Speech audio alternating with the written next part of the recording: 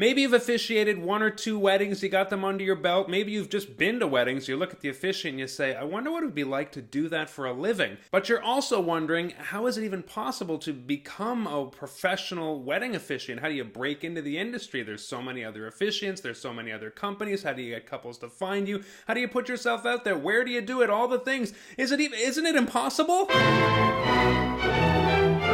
I'm Mark Allen Grollo, a book-solid professional full-time wedding officiant, and just like you, I got started and I built my own professional wedding practice. I want to show you how you can do the same. Now, a quick caveat, if you are thinking of getting your start with a wedding company, there are many companies out there who hire officiants and send them out to their clients who contact them. If that sounds like something you want to do, this video is not for you. Here's why. Working with a company is a great way to get a start, to cut your teeth, to learn how to officiate weddings in a pretty easy way. The company just sends you the clients. Here's the thing though, if ever you decide to go out on your own, typically a company has made you sign a non-compete clause, other things in the contract such as you're not able to use reviews about yourself, you're not able to use the photos, videos, anything like that. They all belong to the company that you worked for. So, inevitably, like happened to me, when you go out on your own, you can't use photos, videos, reviews, anything about you because that belongs to the company that you were working with. So, you are going to inevitably have to do these steps anyway, and so I would argue, instead of working for a company and then starting back at square one with 0 reviews, 0 photos, 0 anything about you, just get started that way. Start today to build your own professional wedding officiating practice, and that way you're good to go without having to retrace your steps. All right, let's get right to the 8 steps to your new career as a professional wedding officiant. Step number 1 is get legal. I know, what a bummer of a way to start on an exciting journey about officiating professionally with get legal. But there's no sense going through a whole bunch of steps, finding out that you can't get legal or it's a huge problem to get legal, and then saying I did all this for nothing. So let's get this right up front. Anybody can officiate a wedding. I help people do one-offs all the time, cousins, uncles, best friends of the bride and groom, and they kill it. If you want to be professional though, that means basically you want to be able to legally sign the papers, the marriage license, in your state or province or wherever you live, and that means finding out how you can qualify to do that. Unfortunately, I can't tell you what that takes because it varies so widely. I'm in Canada where it's really hard to become a wedding officiant. In the United States, for example, though, a lot of states accept the Universal Life Church, ULC. Go look them up to get recognized. There's celebrant institutes, there's humanist organizations, things like that your province or your state may recognize to say, yes, you can basically function as an agent of the state, sign the papers, and legally marry people. I took the super long route. I went to seminary. I spent $30,000 on a master's degree.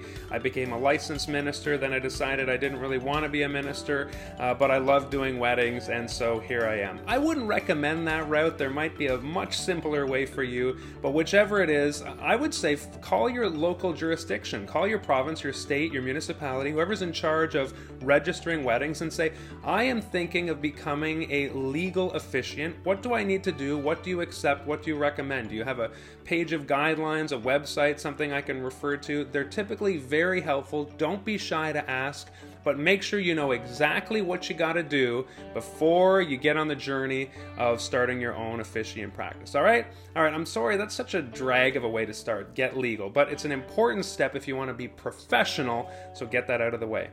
Let's move right on to step 2, which is identify what makes you different and name your business. When I decided to set out and start on my own solo officiating practice, I had a lot of friends who were behind me and saying, you go for it, Mark. Other friends kind of pitied me. I even had one person send me a Facebook message and say, good luck, Mark. It can be a tough business out there. So it's not for the faint of heart, perhaps. So I'm going to give you some good news and I'm going to give you some bad news. Let's start with the bad news. The bad news is chances are the market that you are working in or living in and thinking of starting your practice in is likely already glutted with quite a few wedding officiants. All right, bad news out of the way. On to the good news. A lot of those officiants in your market are of the older set, really set in their ways.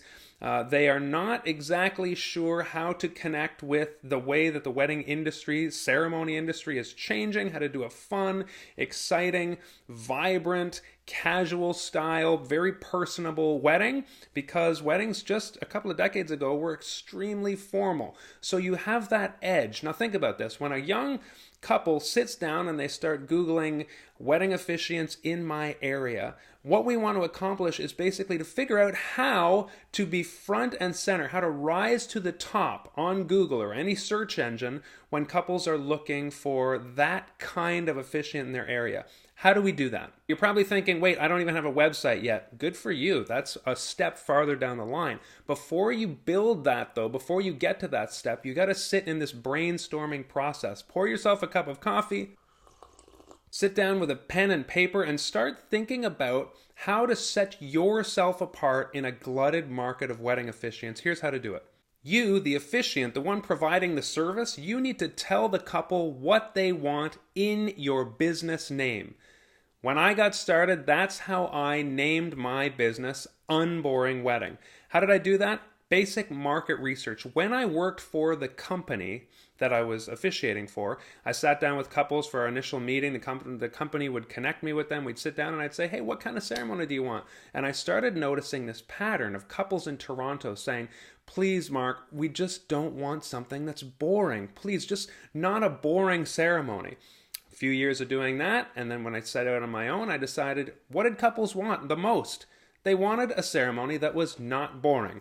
Unboring Wedding was born. What I realized was I wasn't just officiating weddings for these couples, I was solving a problem.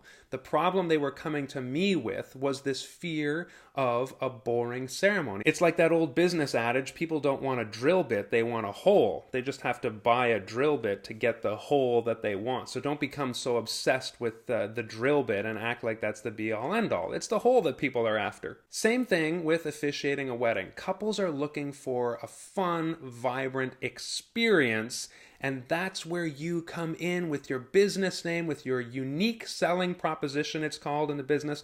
A unique selling proposition is something that sets you apart, that stands you out. Yes, there are loads of other officiants out there doing the thing, pulling weddings out of a can. Not to disparage my colleagues, there are lots of people still looking for that kind of ceremony. If you want to rise above that, you are at a very unique opportunity in history. I would argue a crux where wedding ceremonies are like never before, personable, fun. They're not locked in a certain formula. They're not dragged down by organ music and all that kind of stuff. Again, that's fine if you're religious, but there are a whole bunch of new opportunities for you to pursue. Get out there on your own and completely thrill guests, and people are absolutely amazed by what a wedding can be. So now you're thinking, Mark, good for you. You got years to interview different couples, ask them what they want, you heard Unboring, and then you made up your company. Great. How do I do that? You can do that by talking to couples who you know, maybe friends of friends, maybe when you go to a wedding, find out somebody who's engaged, Facebook,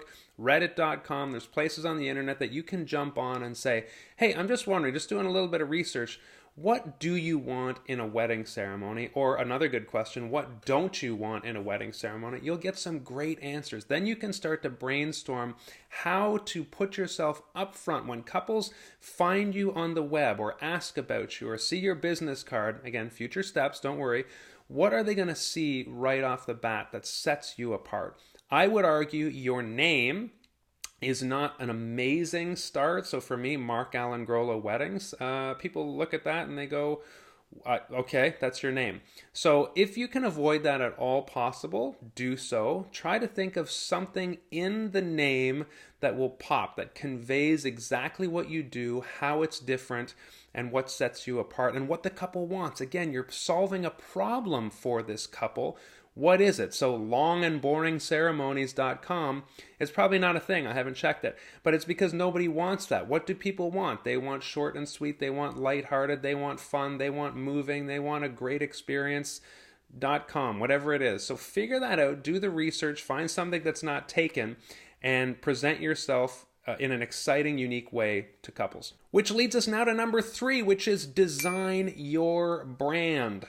Design your brand. As I've been saying, you're going to be sending a business, you're going to be handing business cards to people, you're going to be sending people to a website. And when you do that, there's going to be some sort of design happening. And I don't mean you need to hire a $10,000 graphic designer. There are all kinds of resources out there to help you do this, but start thinking about colors you want to use, black, white, simple script. You just basically want something that's consistent. So you choose a font, you choose a color scheme, and maybe just a shape. For me, it was pretty simple. It's like lobster font with a pink star, and at least every time a couple sees me on Google Business, my website, my business card, they see that branding and they recognize it. It's consistent and it really conveys, oh yes, this is Mark Alan Grollo, this is Unboring Wedding. I get it as soon as I see it. So you're presenting a face, you're presenting a brand to the public. Get that done in the simplest way possible. It's not rocket science. It's just a necessity. You're going to have to get that out there. So now that you're figuring out the process to getting legal, you're thinking about what makes you unique and giving a name to your business, and you are designing a brand. Now it's time to figure out, well, how to officiate a wedding. So number 4 is learn how to officiate a wedding. Now, there are a number of places to get training and pick up tips and tools on the internet. For me, I am a little bit biased. I have a whole website, howtoofficiateawedding.ca, filled with tips and tricks, but really it's my training course, Unboring Officiant. That's an A to Z system. We say Z here in Canada. A to Z system filled with all my tools, 6 steps basically from sitting down with your couple, having a workshop with them, how to write an incredible moving story, gather the data to do that, all the forms, all the email swipe copy, everything you need to learn how to officiate a wedding in the exact same way that I have to get the reviews I've gotten and explode a huge successful full-time practice. It can all be yours. It's an online premium video course, unboringofficiant.com. Check it out. Basically, you want to figure out not just how to officiate a basic wedding, although your first few might feel like that, but you want to learn how to absolutely smash it, again, to set yourself apart. And the people who take this course, let me tell you, the results are incredible. On their first time, they feel that buzz. They are heroes at the reception. I get Monday morning reviews basically from them saying, I cannot believe it can feel this good, and I can feel like a professional. Photographers coming up, wedding planners saying, we've never seen a wedding like that before. It is possible to not stumble out of the gate, to not have to spend months and months and do a dozen weddings before you figure it out and before you're comfortable. So that's a plug I understand that that's a plug, unboringofficiant.com, but the results are staggering. Learn how to officiate a wedding, and then you are set apart and ready to go. Okay, we're halfway there. You still with me? This is a journey. Number 5, just a sec. Number 5 is get a website. I know the idea of getting a website can sound really challenging, really arduous, but listen, there's really easy ways to do it now. Companies like Squarespace and Wix. You don't need a full-blown website at first. You just really need a landing page, a single page where couples can tap in your business name or Google your name, and there you are, and they can check you out and explore a little bit about what you do. So here's what you want on your website. First of all, you want a message that clearly conveys what it is you do. Some folks, when they're starting out, it's like all over the place. It's kitchen sink. You can click here, you can click there, you can go to, I sell essential oils, I do premarital coaching, I do this and that and all kinds of things. I can fix your car if you want. Create a landing page where it's a singular focus. I officiate weddings. I officiate incredible weddings. I'll officiate your wedding. So have a clear message about what it is you do. And then the second thing I would say, just when you're starting out, is a nice big picture of yourself. People don't want to guess what you look like. Have it professionally done if you can. Smile, look personable, because the couple's got to look at you, your face. You're a stranger when they hit your website, and they've got to imagine you standing up there with them in those photos, helping them through this most momentous occasion in their lives. So just starting out, some really clear copy about you officiate their wedding. Here's how you do it. You'd love to meet them. And second of all, a nice big picture. Now, as you build your website, you can have an intake form, you can have reviews, you can have videos, things like that. Check out my website, unboringwedding.com. That's what I present to couples. That's where they land. And you'll see some examples of that. I'm heavy on the photos, and that's another step coming up. But get your website, really basic at first.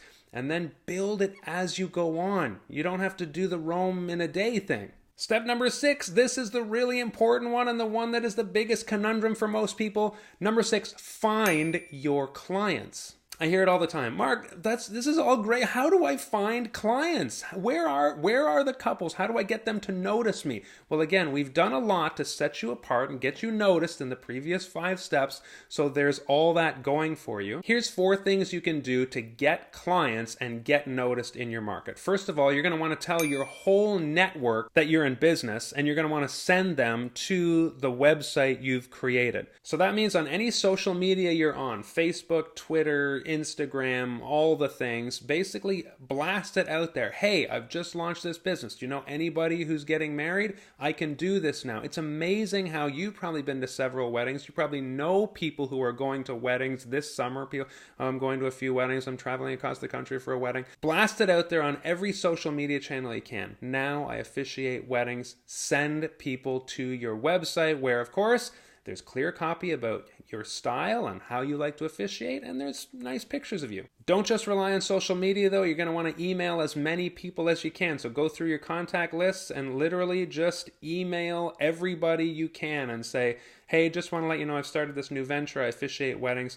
And leverage email that way. So social media, email, get the word out. Now you officiate weddings. The second thing you can do to find clients is buy some Google ads. Now, I know if you're inexperienced, that sounds a little bit scary, but just hear me out here. Couples are turning to Google when they're looking for a wedding officiant in their area. And so it's not hard to go online, look at some ways to get some Google ads. Very simple process to create them. There's lots of best practices websites out there that you can find.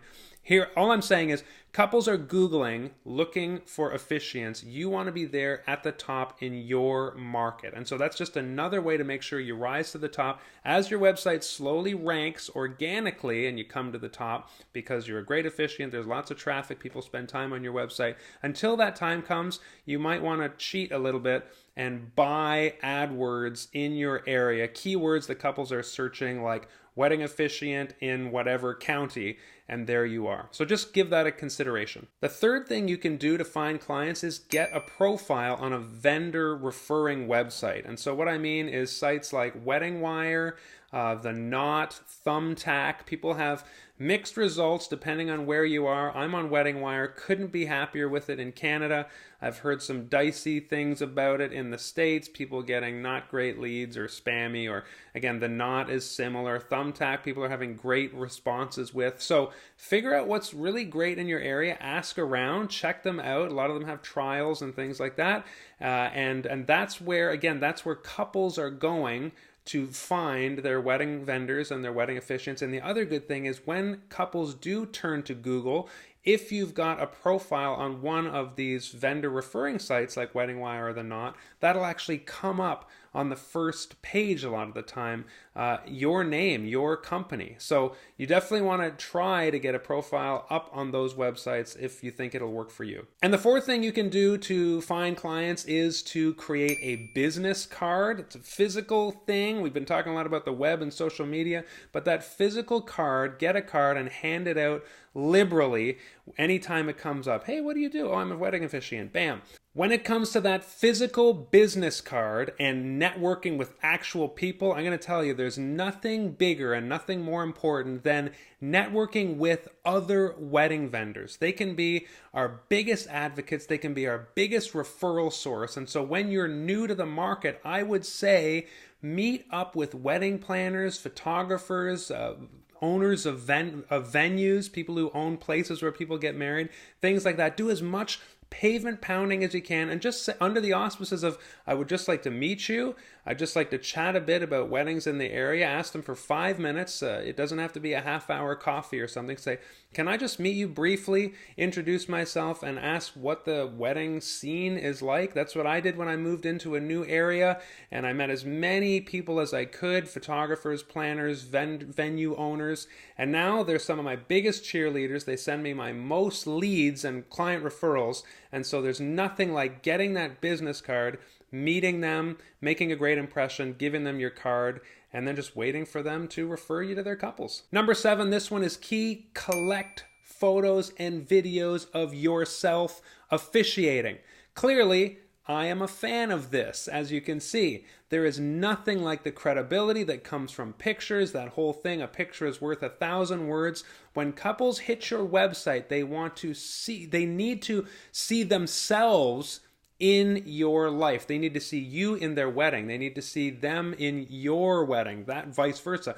And so you want to show them as best you can, here is what it could look like. So here's some specific ways to get photos and videos of yourself in action. First of all, whenever you book a couple, ask them right on the intake form, I do in my inquiry form, who's taking your pictures? Typically they know by then. Photographers are usually booked before the wedding officiant. They'll often write the wedding, so I ask them, tell me who your photographer is, who your videographer is, right on the intake form. When you have that name, you can reach out to the photographer proactively on Twitter. Just make that first touch, Twitter, Instagram, whatever. I use Instagram, and I just say, hey, most photographers have a profile, so I'm looking forward to working with you at Emily and Steve's wedding. See you then. You've already made that first touch.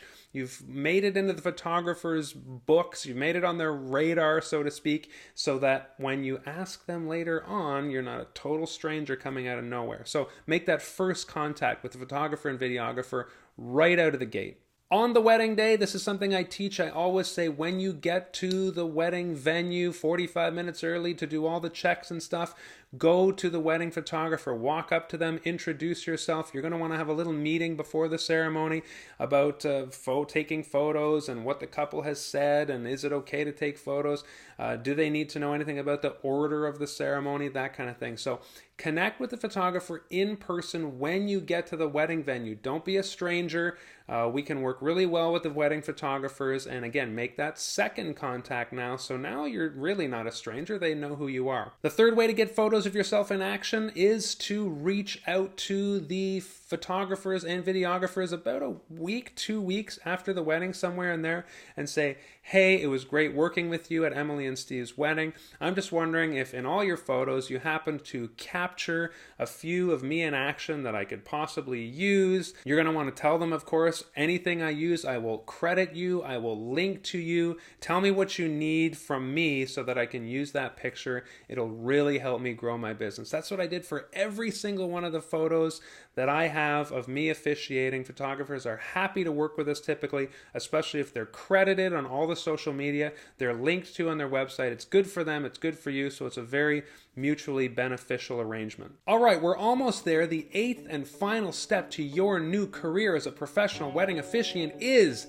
get reviews. I saved the best for last, the most important for last, because I believe in the online space there is nothing like reviews to generate your next clients. And so you want to be very proactive with this. Don't let a single wedding go by where you don't ask the couple for a review. Here's how to practically do that. Really, in a word, make it as easy as possible for them to do it and ask them exactly what you'd like.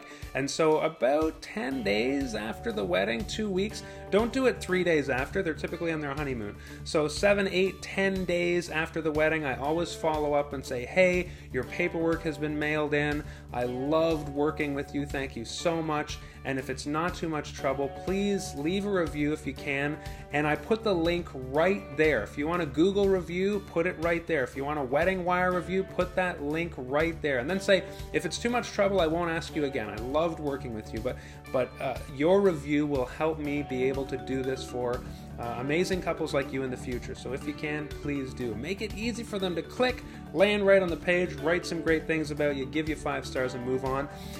And then compile. You're going to want to compile all those reviews on your website. So for me, unboringwedding.com/reviews, you see every review I get, I make sure to put it there. Even if it's from Wedding Wire, even if it's from Google, you want to basically gather everything together and put it on one page, your own website. And so even if you do have a profile somewhere else, Google, Facebook, wherever you get good reviews, bring them together on your website. And that's, again, how you slowly start to build a website. Maybe you just started with a landing page.